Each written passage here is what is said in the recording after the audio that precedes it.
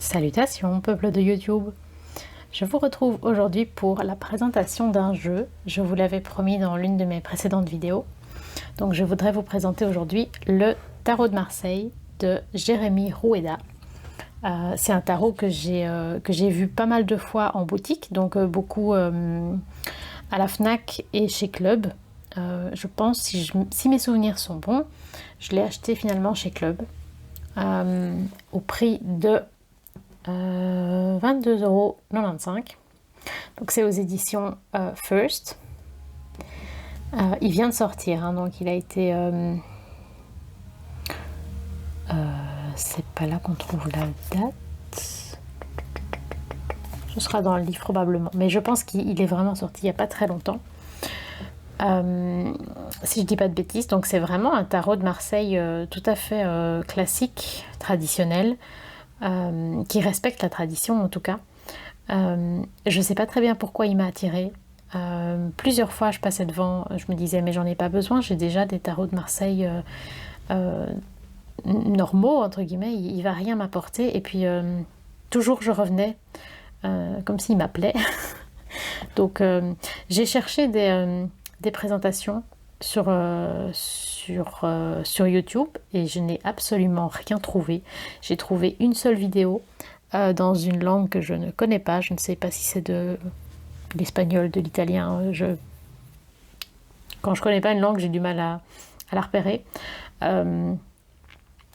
Donc j'avais regardé quelques cartes sur cette vidéo-là et puis je me suis dit comme je l'ai acheté finalement, ce serait intéressant de faire une présentation parce qu'il y a sans doute pas grand monde du coup qui sait à quoi il ressemble.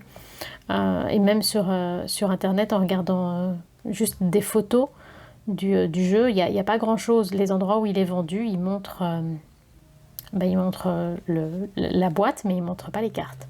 Donc, je me suis dit que ça intéresserait probablement des personnes qui, comme moi, veulent voir à quoi il ressemble. La boîte est très jolie. Donc on a ici les différents objets des suites. Je vous lis le 4e de couverture. Découvrez ce que l'avenir vous réserve. Éveillez votre inconscient et interrogez les cartes de ce jeu ancestral pour dévoiler votre futur.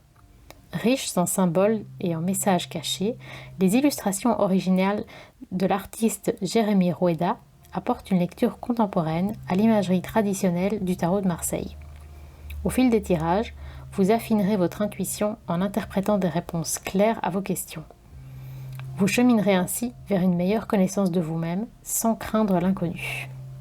Donc ce coffret contient 78 cartes d'artistes, un guide de 128 pages pour interpréter leurs messages. Donc c'est une petite boîte très mignonne qui s'ouvre comme ceci. On voit que l'intérieur est en noir. Au niveau couleur, j'aime énormément ce qu'ils ont fait. Je n'ai pas lu encore le livret dans tous les détails. Donc, il se présente comme ceci. Niveau date, qu'est-ce qu'il nous dit? 2023. Donc oui, il vient de sortir il n'y a vraiment pas longtemps, en avril. Donc on a un petit mot historique qui est vraiment très très résumé, hein. C'est pas ce petit livret qui va remplacer un vrai livre à ce niveau-là. Mais bon, c'est pas mal fait et c'est intéressant. Ensuite, donc structure et présentation. Donc ils expliquent comment est structuré le tarot.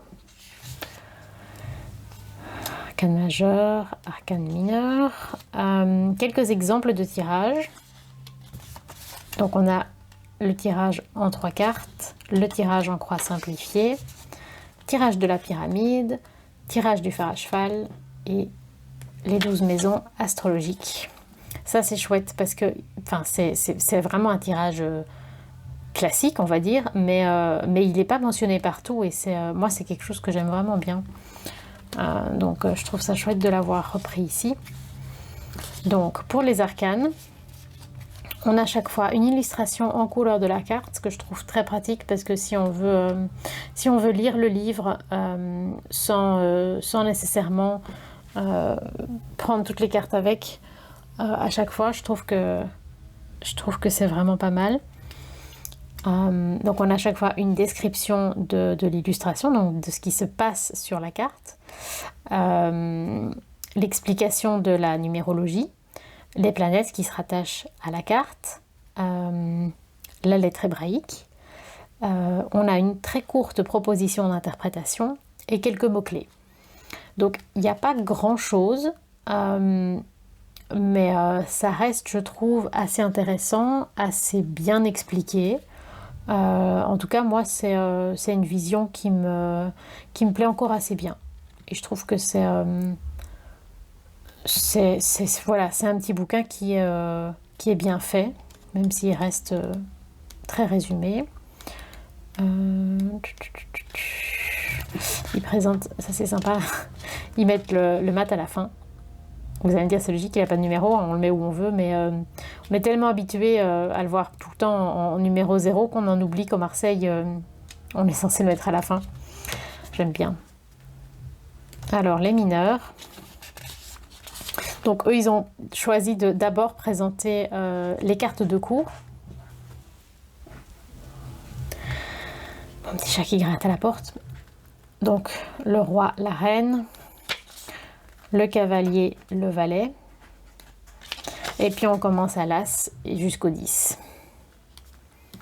Hop. Voilà, ensuite, on a les deniers, les épées, les bâtons. Et c'est terminé. Je vais ouvrir à mon chat, j'arrive. Alors, donc la boîte présente un petit ruban pour tirer les cartes. Hop, elle est toute noire au fond.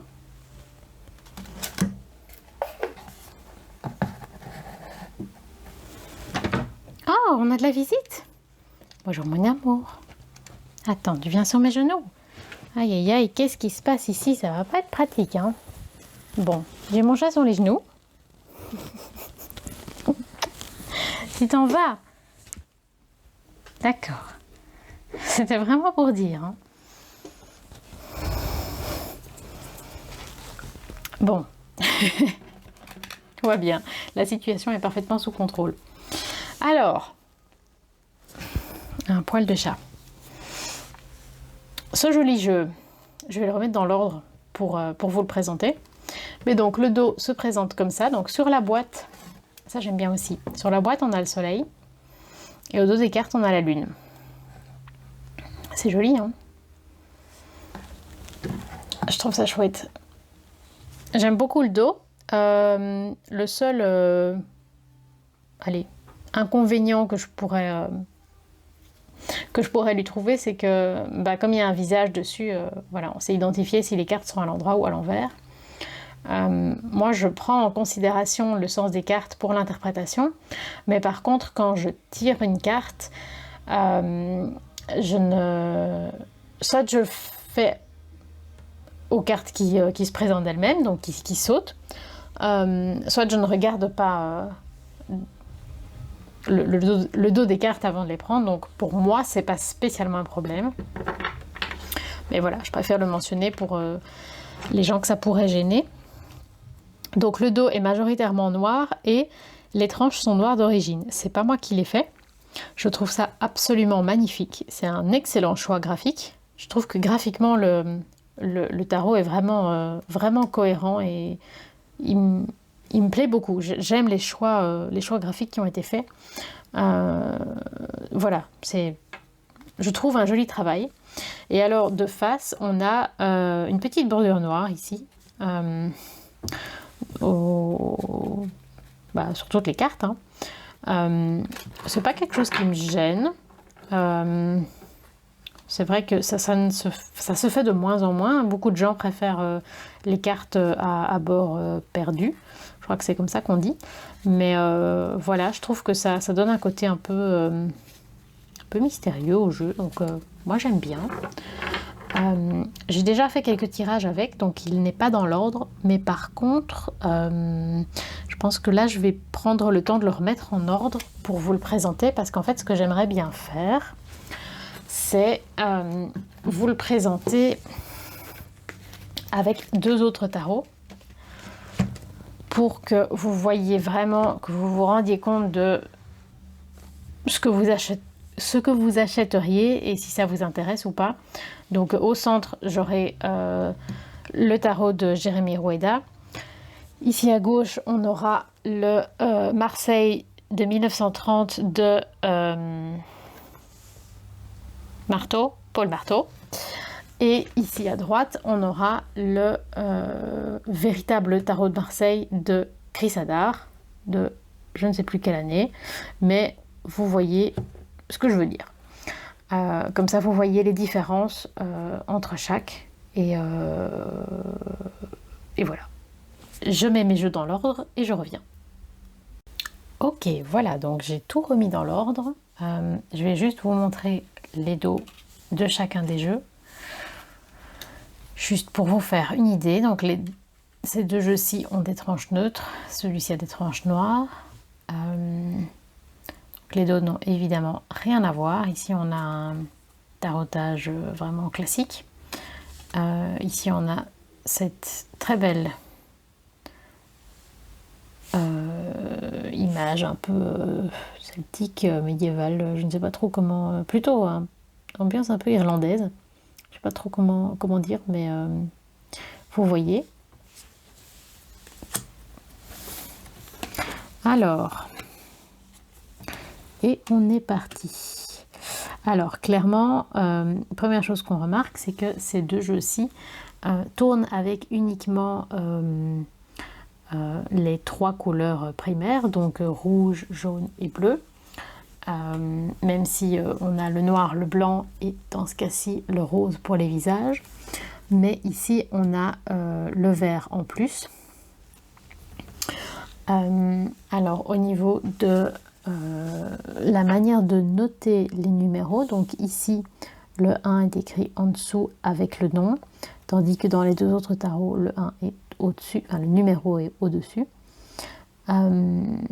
Ici, on a l'orthographe d'aujourd'hui, tandis que là, on a l'orthographe plutôt ancien, on va dire. Qu'est-ce qu'on remarque d'autre?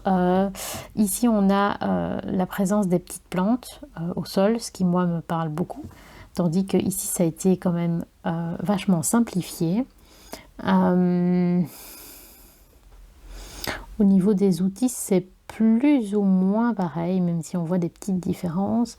Lui, on voit que sa baguette, elle projette des petites étoiles, alors que celle des autres, ce n'était pas le cas. Voilà, il y a plein de différences à observer. Hein. Par exemple, ici, les 2 bouts de la baguette avaient des couleurs différentes, tandis que ici, c'est les mêmes couleurs, et là, elles n'ont pas de couleur. Voilà, il y a pas mal de détails qu'on peut observer comme ça. Ici, lui, il a un boutonnage, alors que eux n'en ont pas. Voilà, je vais essayer quand même de pas faire une vidéo qui dure 3 heures, mais vous voyez qu'il y a énormément de subtilité, de différence à observer sur chaque carte. Alors, pour la papesse,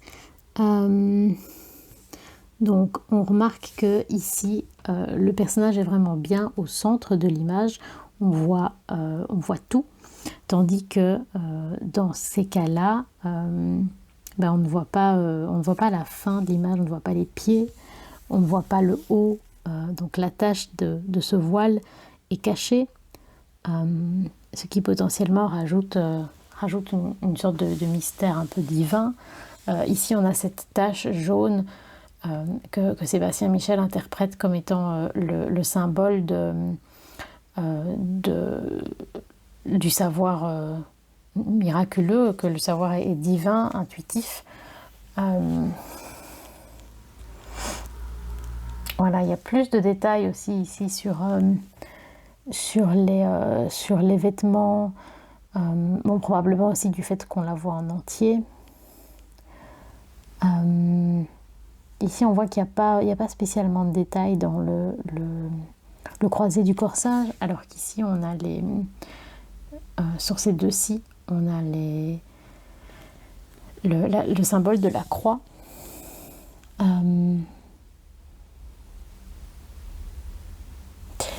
Un autre détail encore, ici les rangées de fleurs sur la couronne, donc ici sur ces deux jeux-ci, on a au-dessus du bleu, en dessous du rouge, tandis que sur ce jeu-là, ils sont complètement rouges. Vous voyez, on ne peut pas dire qu'il y a un jeu qui est à part et les deux autres qui vont tout le temps se ressembler. C'est vraiment en fonction des cartes. Alors pour l'impératrice, on a évidemment la couleur du bouclier qui change. On a toujours le regard du même côté. On a dans le détail du col des différences.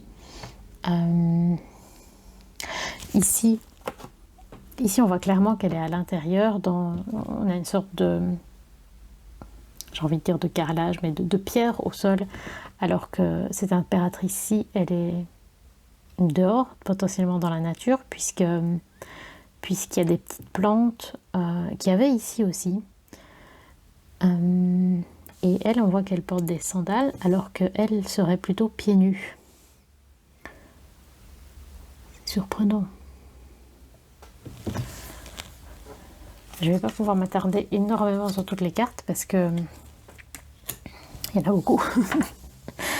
Alors, l'empereur, il a toujours des petites plantes par contre.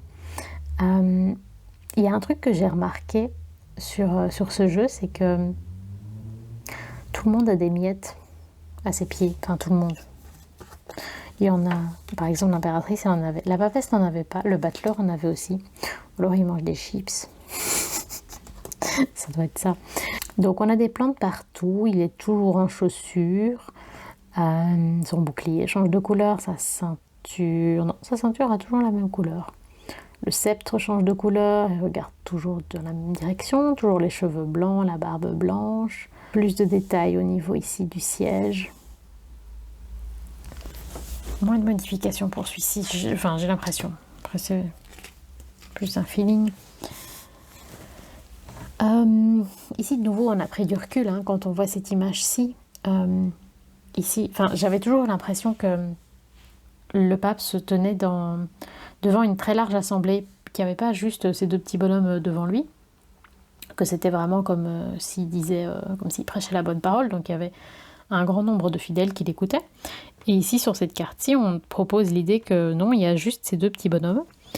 Et avec cette vision-ci, ça me renvoie plutôt à l'image que j'ai moi-même, cette notion de plus paternel, que c'est dans un environnement peut-être plus intime, plus le cadre du foyer.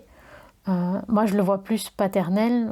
Certains parlent de grand-père, mais voilà, pour moi, c'est plutôt le père. Ça, c'est très personnel. On voit qu'au niveau des couleurs, des dimensions des habits des deux personnages, il y a pas mal de variations d'un jeu à l'autre. Ici, dans les deux cas, le personnage principal a la barbe blanche, tandis qu'ici, elle a été colorisée en bleu, mais je suppose que ça représente le noir. Ici, on a gardé, dans ces deux-là, on a l'idée que le personnage a un seul gant et que l'autre main est couleur de sa chair, même si ici, il y a une croix dessus, mais c'est la même couleur que son visage, tandis qu'ici, le personnage a deux gants, puisqu'ils sont jaunes. Oui, ici on a, sur ce jeu-ci et ce jeu-ci, on a de nouveau comme un décor beaucoup plus grand qui est préfiguré là et là, qui continue, tandis que là, ils sont vraiment isolés au centre de la carte. Alors, pour l'amoureux, ici on a un petit ajout donc, de ces gouttes qu'on retrouvera probablement aussi dans la Maison Dieu. On a le retour des petites plantes, qui est une chose tout à fait propre à ce jeu. Qu'est-ce qu'on peut observer d'autre? Il n'y a que ce jeu-ci où la jeune fille a des fleurs dans les cheveux. Les autres n'ont pas du tout ça.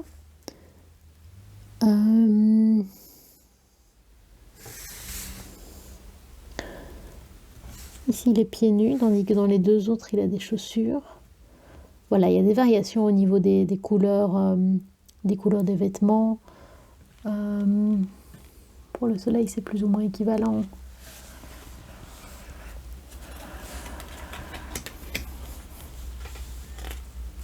Toutes ces différences peuvent avoir une signification personnelle finalement. Alors ici, on a des petites plantes partout.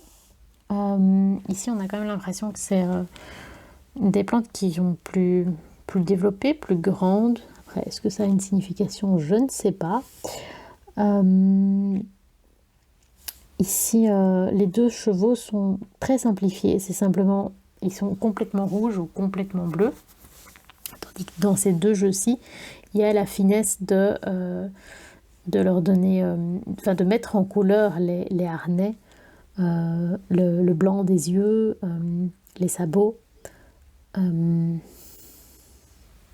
remarque ici que chacun a, les sabots sont symétriques, tandis qu'ici il y a une inversion, chacun est asymétrique.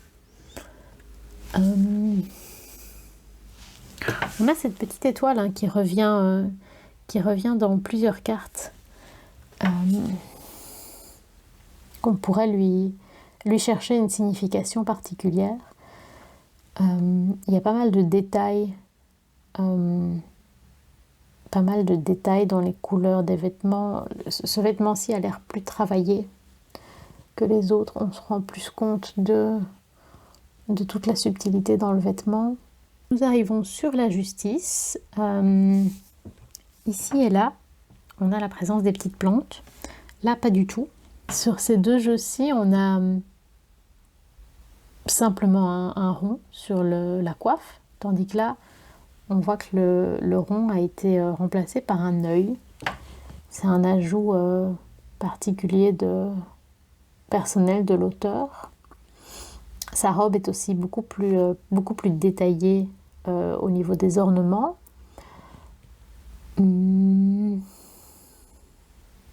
telle manière qu'ici on avait presque l'impression, on aurait pu imaginer que c'était une tresse qui faisait une sorte qui revenait sur son vêtement, tandis qu'ici on a clairement pris le parti de se dire que non, ça fait partie du vêtement, ça n'a rien à voir avec les cheveux. Qu'est-ce que je peux vous dire d'autre? Ici et là, le trône est fini. Il y a une finition, une petite ornementation au-dessus du trône, tandis que sur ce jeu-ci, le siège n'est pas fini. Et du coup, en fait, si on les compare, on a presque l'impression qu'ici ce sont des ailes, comme des ailes d'ange en fait. Mais par contre, ce qui est intéressant, c'est que l'épée n'est jamais pointue. C'est toujours un bout rond. Comme si on voulait avoir la représentation de l'épée, comme pour faire peur, mais sans être capable de faire mal. Ce que ça m'évoque, c'est faire en sorte que les gens se tiennent droit, mais sans qu'il y ait de réel danger en fait derrière. Et ce qui est intéressant aussi, c'est que ces deux-ci, on ne voit pas leurs pieds, tandis que celle-ci, on voit un tout petit bout du pied qui dépasse. De nouveau ici, on a le décor qui continue presque comme si on était dans une pièce. Ce qu'on retrouve ici aussi, malgré qu'il y ait une plante. Par contre, dans celui-ci, il y a clairement le parti pris de non, on est dehors, il n'y a pas de pièce, on a les plantes. On a toujours les chips. La justice mange des chips. Hop, notre ermite. Alors, c'est le seul qui a retrouvé des petites plantes. Ça me plaît bien. On a la magie des petites étoiles, de nouveau. Un ajout personnel de l'auteur. Ici, c'est comique parce qu'ici, on dirait que je dirais qu'ici, l'ermite est blond. En tout cas, ses cheveux et sa barbe ont la couleur de sa peau. Ici, il est clairement blanc. Après, bon, c'est vrai que les peaux sont blanches aussi. Elles ne sont pas complètement blanches, en fait. Il y a une très légère teinte. Et du coup, clairement, ici, il a les cheveux blancs. Et ceci, c'est pas son capuchon. Je pense que c'est l'idée qu'il a un chignon. Tandis que là, ils l'ont fait avec les cheveux noirs. La roue de fortune, c'est une carte que j'aime pas du tout. Non pas la signification, hein, mais la représentation dans le Marseille me met très très mal à l'aise. Donc, dans tous les cas, en tout cas, il n'y a aucun cas où on a deux petites plantes. Hein, ça c'est flagrant. Qu'est-ce qu'on a comme différence majeure? Il y a eu ici une précision dans les vêtements. Alors que là c'était fort tout de la même couleur. Sinon, grosso modo, il n'y a pas spécialement de grosses différences, mis à part les choix de couleurs différents.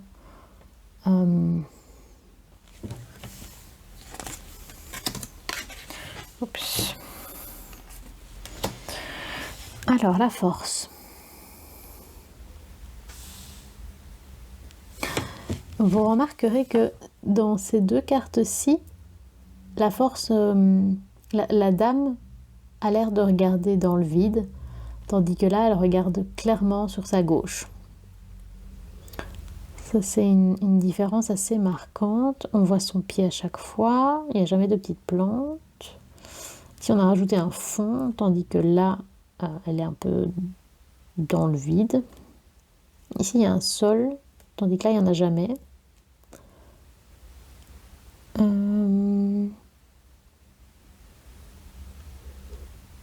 Voilà, il y a eu dans ces deux cartes-ci plus de définition apportée aux différences de couleurs pour faire sans doute différents tissus de la robe. C'est plus évolué dans ces cartes-ci par rapport à cette carte du Paul Marteau. Voilà. Alors, le pendu.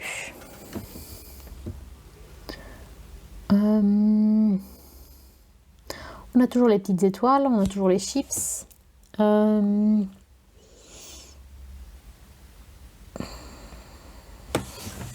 Ces deux pendus-ci ont des poches.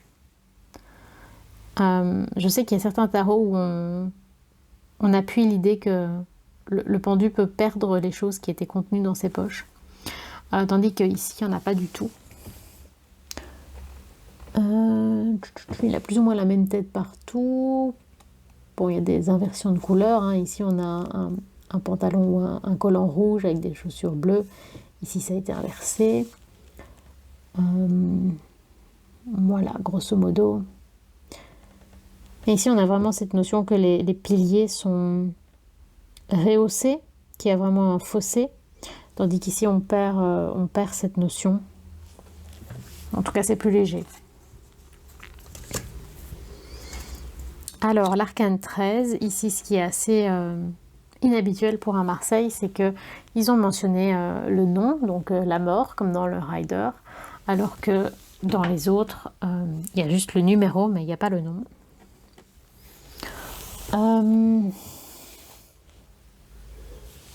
Ici, la mort est complètement comme anonyme, c'est-à-dire qu'on peut imaginer que c'est un crâne, donc juste le squelette, mais qu'il n'y a pas les orbites.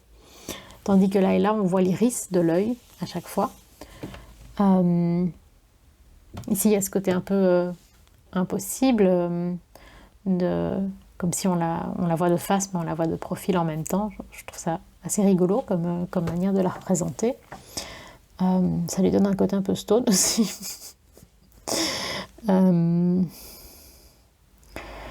Voilà, on a partout des petites plantes, partout des ossements, les têtes coupées, les pieds coupés. On a... Tiens, ça c'est propre à ce jeu-ci. On a une couronne. On a toujours cette tête couronnée dans chacun des 3 jeux. Mais ici, on a en plus une couronne. Une couronne toute seule. Et la mort ne piétine pas une tête. Je pense que c'est pas plus mal parce que c'est quand même un peu glauque.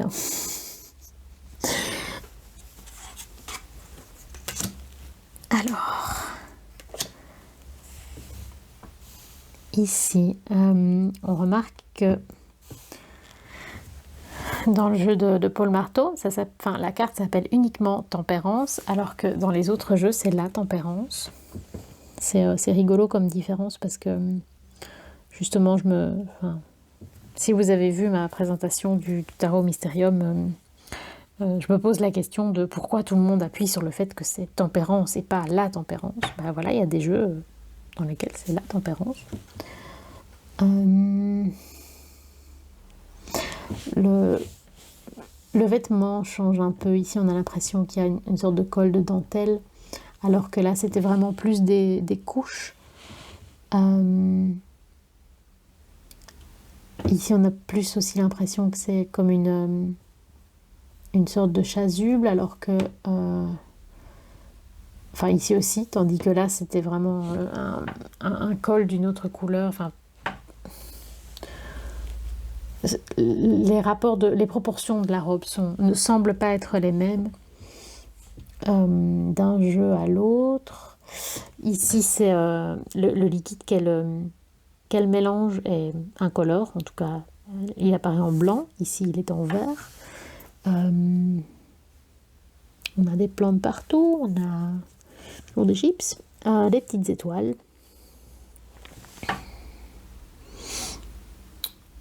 Et ce qu'il y a aussi, c'est que ces 2 cartes-ci sont plus reculées par rapport à celle-là, où on ne voit pas du tout ni le bas de sa robe, ni potentiellement ses pieds. Enfin, il n'y a aucune des cartes où on voit les pieds. Mais voilà, on a fait un zoom extérieur. Alors, le diable. Donc, cette vision-ci, au niveau des couleurs des petits personnages enchaînés, on est beaucoup plus simple. Tout est uni, tandis qu'ici, on a détaillé les éléments.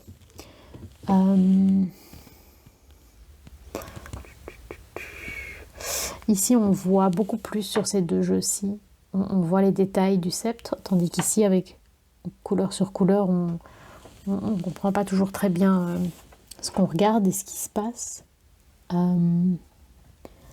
Par contre, ces 2 jeux-ci présentent un diable avec à l'entrejambe quelque chose d'assez explicite quand même, d'assez curieux, tandis que là c'est plus pudique. Et on a des petits yeux qui sont apparus, qui se baladent. Les ailes sont rouges alors qu'elles sont bleues dans les autres jeux. Et il y a eu également cet ajout de couleurs sur les tétons. Voilà. Ah, et aussi, ce jeu-ci est le seul à avoir mis des petits yeux sur les genoux. C'est quelque chose qu'on ne retrouve pas du tout dans les 2 autres jeux. Le diable ne mange pas de chips. Prenez-en bonne note. Alors, la maison Dieu. Tout le monde a des chips ici. C'est peut-être des patates. Alors,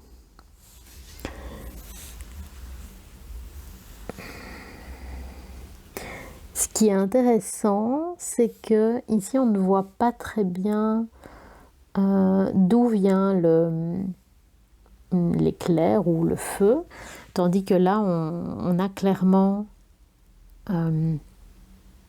identifié qui vient d'une chose extérieure, bien que ici on voit le soleil, mais on ne sait pas très bien si ça sort ou si ça rentre. Je sais qu'il y a des cartomanciens qui interprètent comme une sortie de la maison, comme une renaissance à l'intérieur de soi, et pas un événement extérieur, justement. En tout cas, c'est pas très clair, je trouve, c'est pas très clair d'où vient ce feu, tandis que là, sur ces deux cartes-ci, on a clairement l'idée que ça vient de l'extérieur. On peut éventuellement remarquer que ces deux personnes, c'est sur cette carte-ci que l'expression a l'air la plus sereine pour les personnages. Et de nouveau, on a les petites étoiles en plus des petits ronds.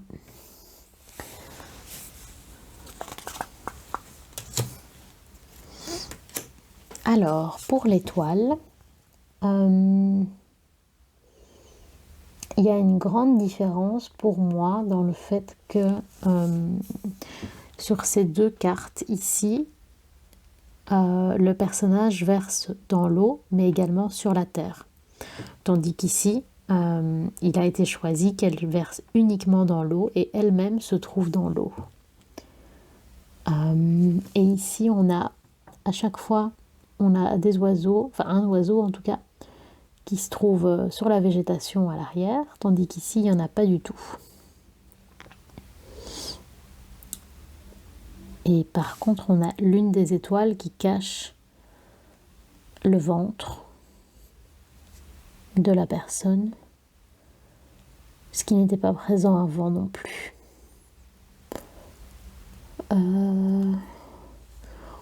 On a des petites étoiles en plus des grandes étoiles.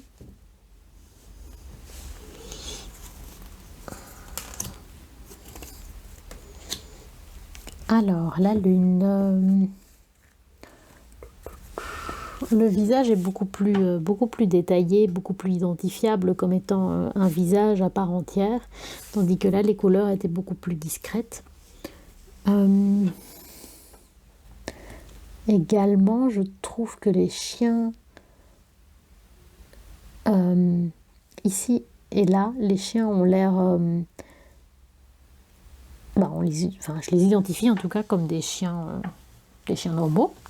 Tandis qu'ici, il y en a même un qui a une langue un peu fourchue. On se demande si c'est des chiens ou des créatures de l'enfer. Je ne sais pas. Et alors, il y a ici, cette boule blanche. Est-ce que ça veut représenter un œuf? C'est la première chose à laquelle je pense, mais je ne sais pas du tout si c'est... Ou ce serait un oubli, ce serait dingue. Je ne sais pas. Ça m'intrigue.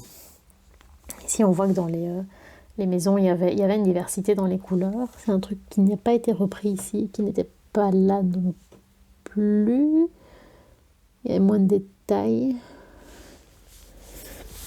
Voilà, au niveau des plantes, on en a partout. L'écrevisse également est beaucoup plus discrète ici et là. Ce que je trouve intéressant, puisque dans l'idée de la lune, il y a quand même l'idée des choses cachées qui sont pas évidentes, qui ne sont pas conscientes. Ici, c'est moins subtil, j'ai envie de dire. Oups. Alors, pour le soleil... Alors, dans ces deux jeux-ci, on a toujours présenté deux enfants blonds, tandis qu'ici, on a un blond et un brun, on va dire. Bleu, mais bon, on va dire que c'est brun. On a le rajout des plantes. De manière globale, il y a des plantes pratiquement sur toutes les cartes de ce jeu-ci.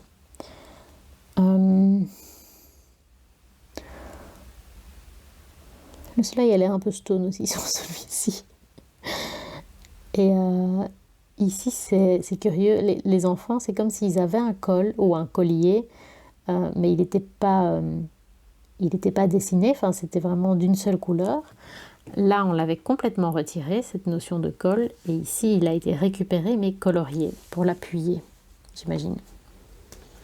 Et les murs ne sont pas du tout les mêmes. Ici, on a un mur jaune avec le haut rouge. Ici, on a 3 épaisseurs. Là, 2 épaisseurs avec un haut d'une autre couleur. Voilà.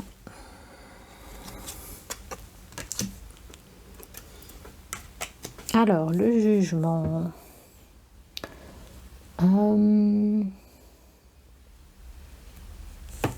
Les drapeaux sont de la même couleur ici et là, tandis que sur celui-ci, il avait été colorié différemment. Qu'est-ce que je peux vous dire d'autre? Ici, on a seulement les rayons, tandis que sur ces deux jeux-là, on a l'effet des rayons, on va dire, les petites particules. Alors, le monde. De nouveau, sur ces deux jeux-ci, on est beaucoup plus dans l'abstrait, dans une représentation un peu idéalisée qui... comme si elle n'était pas réellement ancrée dans l'espace, dans la matière, tandis qu'ici on a le fait d'avoir pris du recul, d'avoir mis un sol avec des plantes, c'est comme si cet assemblage existait physiquement, réellement, que c'était limite un portail par lequel on peut passer.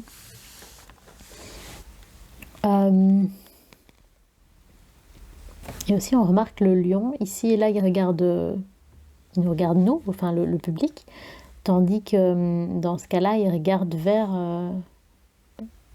je ne sais pas ce que c'est, un taureau ou une vache. Ici la vache n'a pas du tout de cornes, tandis que là elle en a. Là les feuilles ont été mises en vert, tandis que là c'est couleur de chair comme si ça faisait partie d'eux. Enfin voilà, il y a pas mal de différences. Et ici,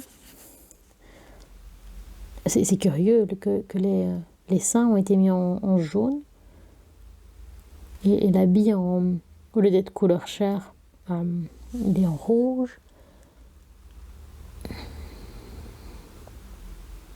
Une différence au niveau de l'arche. Si on est sur du tricolore, là et là, tandis que là on a un côté... La symétrie n'est pas... Si, la symétrie est la même, mais le degré de détail n'est pas le même.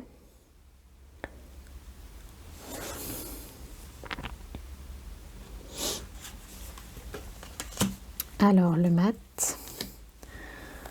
Alors, dans les trois cas, c'est un pantalon qui est déchiré et qui laisse voir un morceau de peau. Je sais qu'il y a des jeux où c'est l'inverse, c'est comme s'il était nu et qu'il y avait un morceau de tissu à cet endroit-là. Enfin, c'est ce que je trouve bizarre, parce que pour moi, c'est vraiment ces représentations-là qui sont les plus logiques.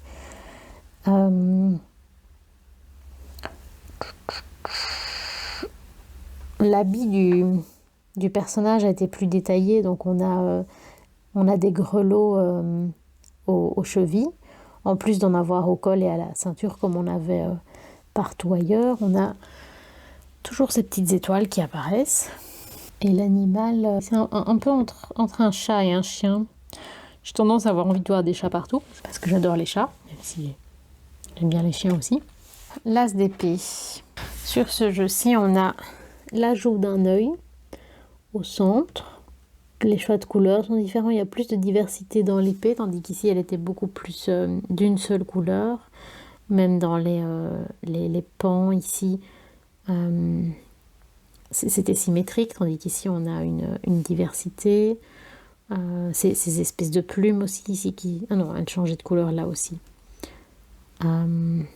Les plantes ont été un peu redessinées à chaque fois, différemment. Ici on a la notion de nuage, alors que là c'est plus... j'ai envie de dire un réticulum endoplasmique, mais ça ne va pas vous parler.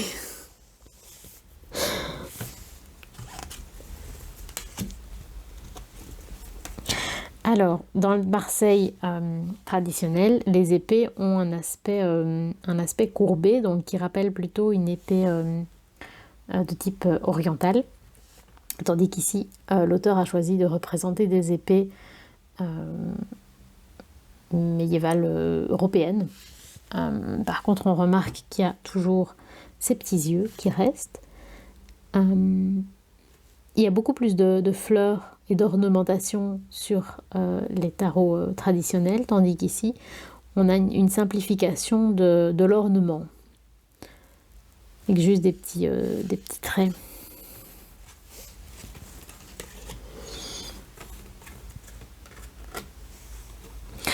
Le choix d'avoir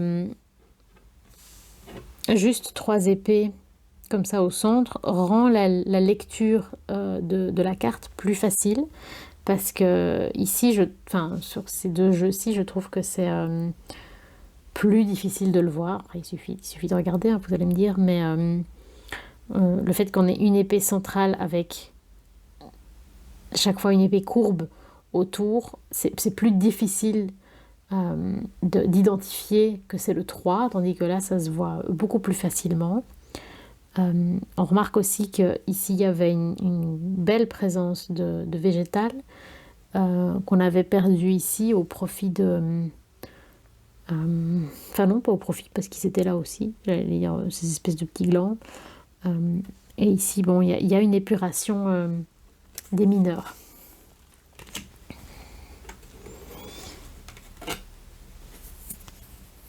Ça, c'est une subtilité qu'on perd, qui est intéressante dans le Marseille traditionnel, hein, parce que si vous regardez le 3 et le 4, c'est pas du tout les mêmes végétaux, ils sont pas la même couleur, c'est pas les mêmes espèces, ça représente pas la même chose. Donc il y avait potentiellement des choses à creuser là-dedans, qu'il n'y a du coup pas avec ce jeu-ci. Les mineurs sont plus simples, moins variés. Ce qui est déjà ce qu'on reproche souvent au Marseille, c'est d'avoir des mineurs monotones, difficiles à interpréter. Donc si c'est ça qui vous arrête, ce jeu ne va pas... il va encore plus vous frustrer. On va passer aux figures de cour. Alors, le valet d'épée, dans ces deux cas-ci, on se rend compte qu'il est dans la nature, donc il y a des plantes, le sol est irrégulier, tandis qu'ici on est sur quelque chose de beaucoup plus comme dans une pièce. Au niveau des couleurs, on voit que le bâton ici s'arrête à la main du personnage, tandis que là il est prolongé. Au niveau du chevalier, moi j'aime beaucoup dire chevalier, autant le terme cavalier, ça m'évoque pas grand chose, ça m'évoque juste un mec qui monte un cheval, tandis que chevalier, ça amène, vous allez me dire c'est la même chose, un chevalier, oui, sur un cheval aussi, mais ça amène une telle dimension de valeur, de noblesse de cœur, noblesse d'esprit. Donc j'aime énormément le terme de chevalier, et j'ai tendance à toujours dire chevalier, même quand il y a écrit cavalier. Ça me plaît vraiment énormément. Alors, on remarque ici que les petites plantes sont vraiment... c'est vraiment des plantes beaucoup plus basses, tandis que là, j'ai l'impression plus dans la nature, plus dans quelque chose de varié et de plus développé. Il y a plus de soins et de détails au niveau de la finesse des vêtements dans ces deux jeux-ci par rapport à ce jeu-ci. On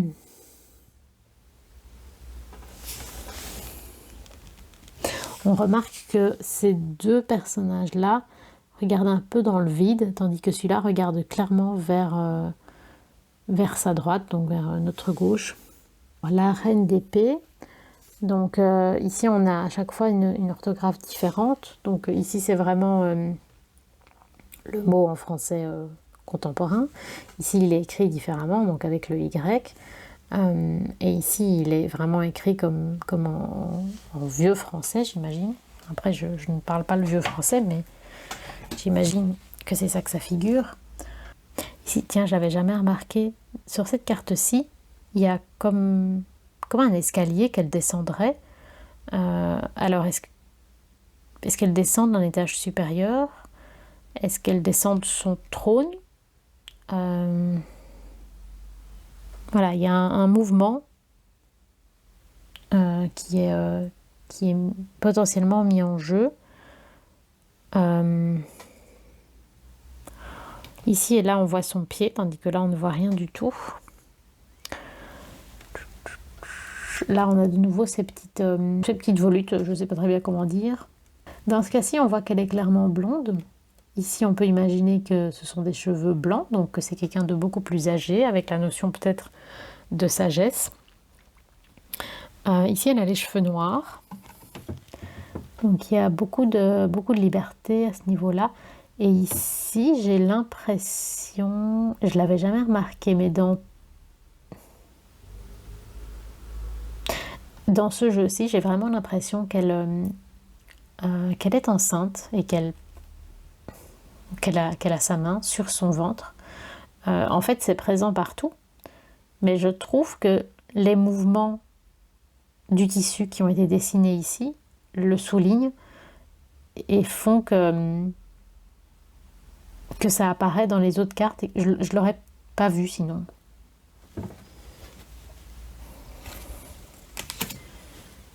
Je trouve ça très intéressant que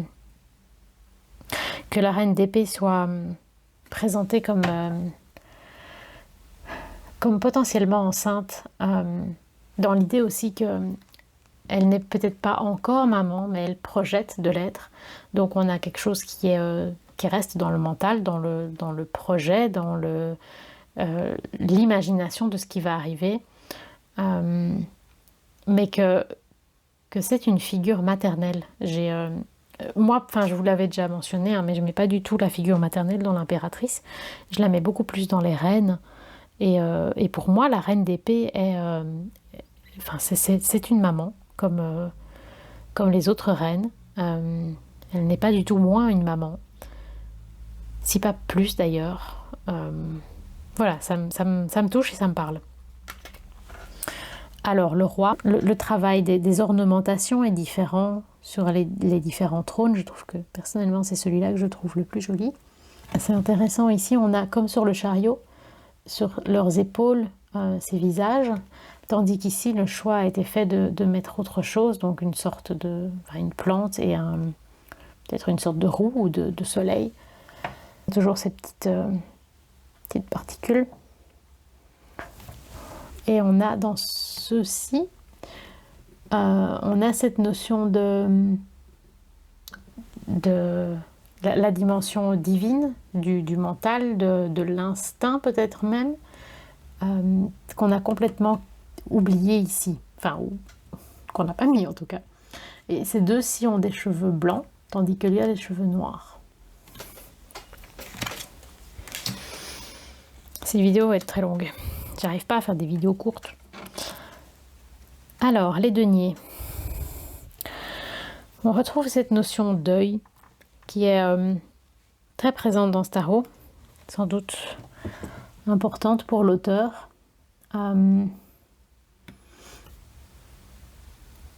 C'est intéressant parce que ici, je trouve que le denier ressemble vraiment à un denier. Le fait qu'il a une couleur uniforme, ça fait penser à une pièce d'or. Tandis que ceux-ci, on renvoie un peu aussi à la notion d'un bouclier protecteur. Peut-être même plus qu'un écu, qu'une pièce de monnaie. Donc, ce qui élargit l'interprétation de l'ensemble de la suite. Ici, dans les deux jeux, on a cette notion de lien entre les deux pièces, on va dire, avec cette notion d'équilibre, que les choses sont liées, que les choses dépendent l'une de l'autre, tandis qu'ici, ils sont isolés, indépendants. Il y a aussi une chose, en général, on dit que le numéro sur la suite des deniers n'est pas indiqué. Bon, ça dépend des jeux, parce que là, par exemple, il est indiqué. Ici, il est écrit en toutes lettres en dessous. Mais sur ce jeu-ci traditionnel, il faut compter les deniers. Il faut effectuer un travail pour identifier la carte. Ce qui va avec l'image de la suite. Je trouve qu'ici et là, on a cette notion de pièce. Tandis qu'ici, ça raconte autre chose. On dirait presque plutôt Ça me fait penser à des boutons de manchette, je ne sais pas pourquoi. Mais en tout cas, je trouve qu'on s'éloigne un peu de la notion que c'est une pièce sonnante et trébuchante. Ce qui ne me gêne pas parce que j'aime pas spécialement associer, réduire la suite des deniers à cette notion. Ici, on avait vraiment la notion de blason. Donc dans l'idée aussi du foyer, de la famille, de construire quelque chose. Voilà, je vais m'arrêter là et aller au tour de cours. Alors, le valet de denier. Alors, dans les 3 cas, on a un petit denier à ses pieds et il en tient un dans les mains.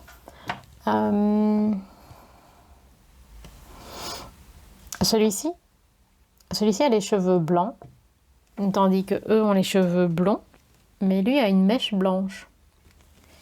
C'est rigolo comme détail. Là et là, on est dans la nature, hein, on a les plantes au pied, tandis que là, on est dans quelque chose de plus, on est plus structuré, plus comme une pièce. Une pièce à l'intérieur, je veux dire.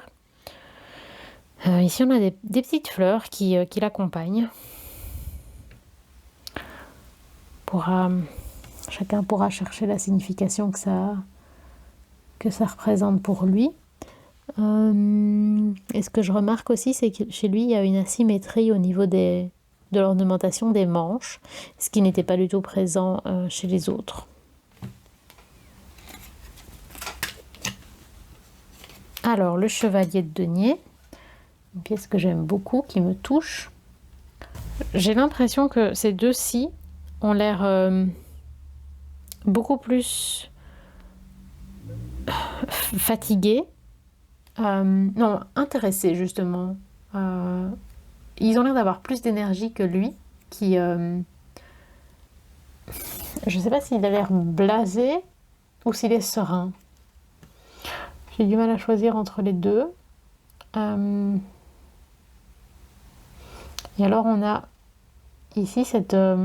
comme s'il sortait de derrière une grotte peut-être, qu'il a réussi à sortir du tunnel, ce qui serait intéressant, puisqu'on a la notion que c'est la carte la plus travailleuse, qui ne se fatigue jamais, qui ne se décourage jamais plutôt.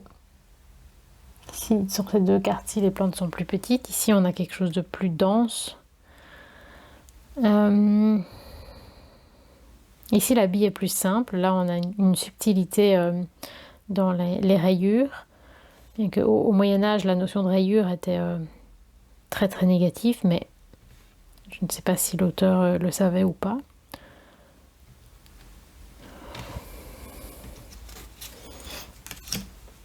Alors, la reine de denier.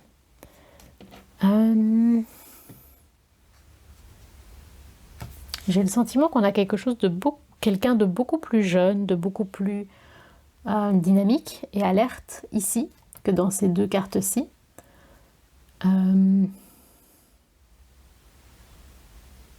Ici, on voit clairement qu'elle est assise, tandis que là, bon, c'est proposé par le fait qu'on voit l'arrière de son trône, mais on le voit moins dans l'illustration, dans le tombé de ses vêtements. Tandis qu'ici, c'est très bien représenté. Là, on ne voit pas ses pieds, tandis que là, on voit un petit pied qui dépasse. C'est toujours une femme brune.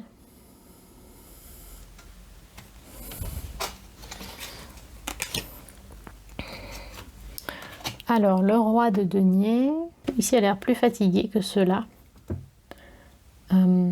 J'aime bien le fait que eux deux donc, soient toujours sur la terre, tandis que lui est dans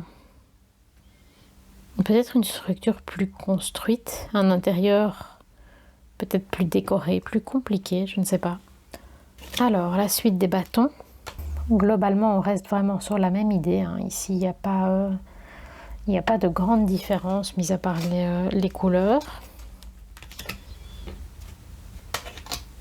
Alors, donc dans le Marseille traditionnel, les bâtons sont représentés droits.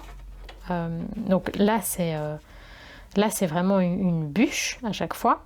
Mais après, quand on est dans la suite, on a cette notion de plus un bâton qu'un morceau de tige. Tandis que là, ils ont gardé l'idée que non, ça vient d'une plante.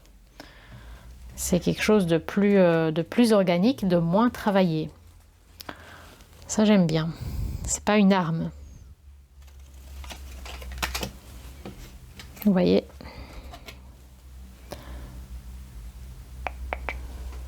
On va passer aux figures de cour. Alors, de nouveau, ici, on a quelque chose qui est dans la nature, sur la terre, avec des plantes. Ici, on est dans quelque chose de beaucoup plus simple, de beaucoup moins relié au vivant.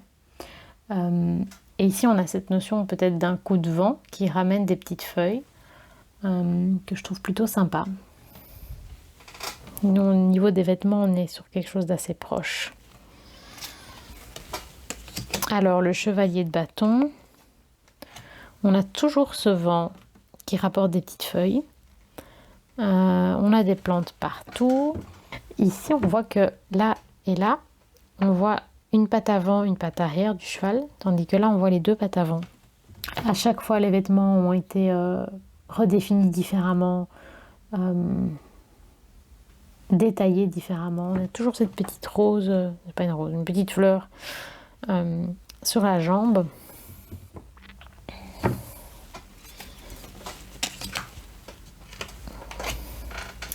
Alors la reine de bâton, je trouve qu'ici on sent vraiment dans son expression, on ressent beaucoup plus la notion de quelqu'un de sûr d'elle, meneuse d'hommes,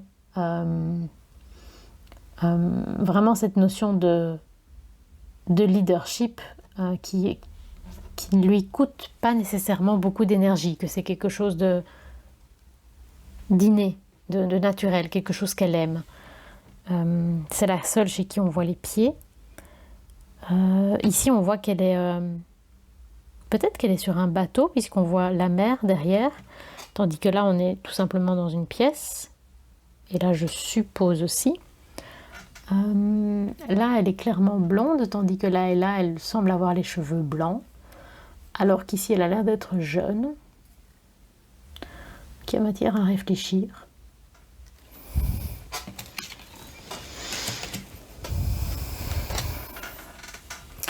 Alors, le roi de bâton. Je trouve que le roi de bâton, il n'a jamais l'air d'un roi. Il a toujours l'air un peu d'un valet, je trouve. Son costume ici a été très retravaillé dans les couleurs. On dirait presque des touches de piano ici. Voilà, à chaque fois, il est assis sur son trône. Ici, on lui a fait un petit carré d'herbe synthétique.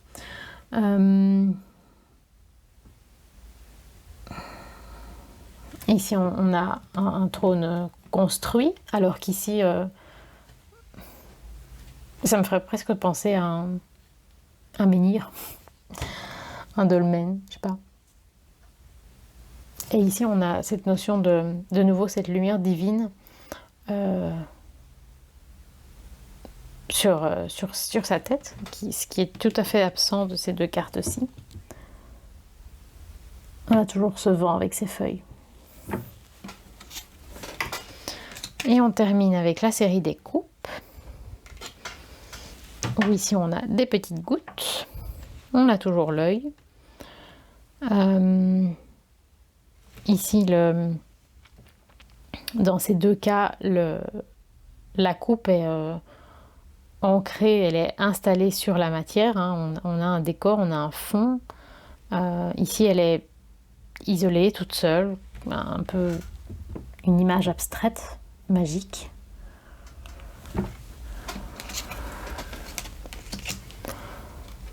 Alors, ici, les deux de coupe sont représentés côte à côte, tandis qu'ici, ils sont représentés en vertical.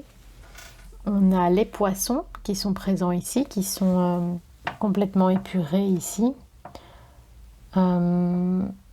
Là, on l'avait installé sur un fond, dans une pièce. Ici, ils sont, comme toutes les mineurs de ce jeu, beaucoup plus simplifiés.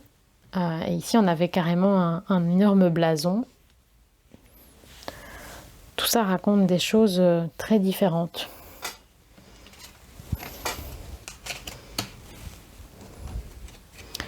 Le 3.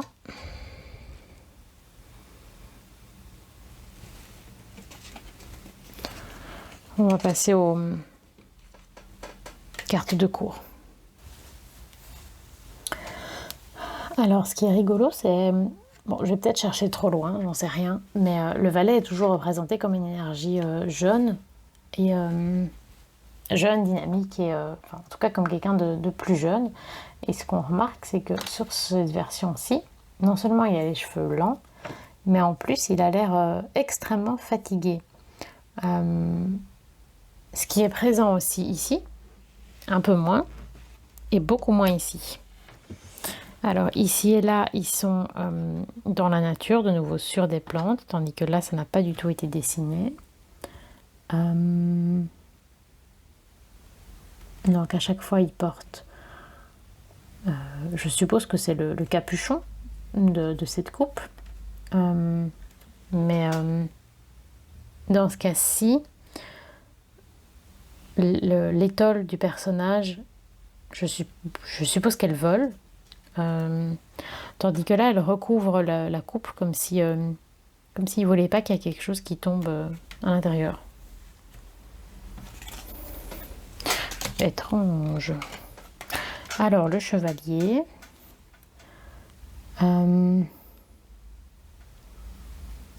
Celui-ci a l'air beaucoup plus serein, mais peut-être un peu... il n'a pas l'air très sympathique, il a l'air un peu hautain. Tandis que eux, ils ont l'air plutôt désolés. Comme s'ils avaient quelque chose à racheter. On a des plantes partout. Il y a plus de détails au niveau des vêtements, du cheval, etc. dans ces cartes-ci. Et ce chevalier-ci, il a une sorte de cassette accrochée à son cheval. Et c'est beaucoup moins évident, en tout cas je ne le ressens pas comme ça, sur ces cartes-ci. Alors la reine de coupe. Ici on a deux femmes blondes. Ici elle a les cheveux blancs. Donc elle a l'air très très douce, cette dame de coupe. Je l'aime beaucoup. Je pense que c'est elle que je préfère. Elle a plutôt l'air de me dire arrête de me raconter de la merde. Et ici, ils ont repris la même structure de trône, un peu comme... J'ai l'impression que c'est comme si elle s'était assise dans ce qui devait être une harpe, sauf qu'il n'y a pas les cordes. Et ici, c'est beaucoup plus simplifié, je ne sais pas trop. Oui. On a ici cette notion d'une prison, d'une cage. Ici, on voit aussi qu'elle est assise sur quelque chose qui a l'air relativement instable. C'est curieux. Il y a sans doute des livres qui développent, qui expliquent le moindre détail. Ici, j'essaye vraiment de le regarder et de l'interpréter comme ça, à ma façon, sur le moment. Alors, et le roi de coupe. Lui, il a l'air énormément de s'ennuyer. Lui, il a l'air de lever un seul sourcil. Et lui, il a l'air assez neutre, assez serein. Eux deux ont les cheveux blancs, lui a les cheveux noirs. On a de nouveau cette notion de divin ici, qui n'est pas reprise sur ces cartes-là.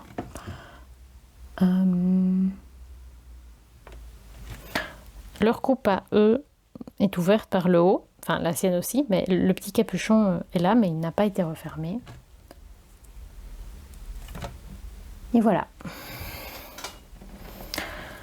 J'espère que cette découverte du tarot de Marseille de Jérémy Rueda vous aura plu. vous aura intéressé.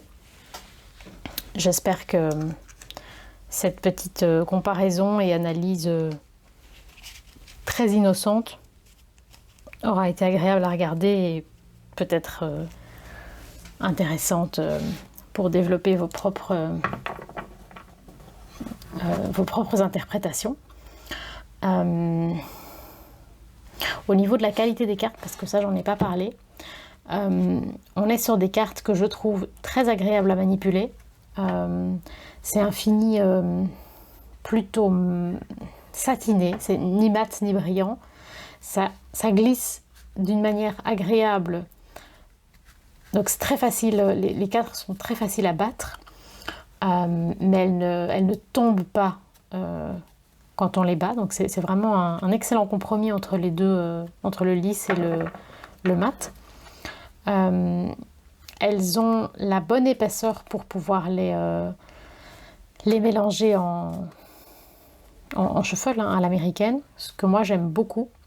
Elles sont un rien fines, ce qui fait que quand on les bat en shuffle, il faut le faire une fois dans un sens, une fois dans l'autre sens, parce que sinon elles gardent un peu la forme. La qualité de la carte n'est pas exceptionnelle. Elles sont un rien. Enfin, c'est pas le fait qu'elles soient fines qui fait ça, c'est la qualité de la carte elle-même. Et d'ailleurs, quand on les regarde au soleil, elles sont très légèrement transparentes, ce qui n'est pas le cas des cartes de toute bonne qualité. Mais voilà, moi c'est un jeu qui me plaît beaucoup. Il n'y a peut-être pas de raison vraiment très précise, mais voilà, j'avais envie de le découvrir et je l'aime bien. Je fais des petits tirages inspirants avec lui. Voilà, j'espère que cette présentation vous aura plu, vous aura aidé. Je ne vous en voudrais pas si vous n'avez pas tout regardé parce que c'est très très long. Sur ce, je vous souhaite longue vie et prospérité. N'hésitez pas à commenter, liker, partager et vous abonner.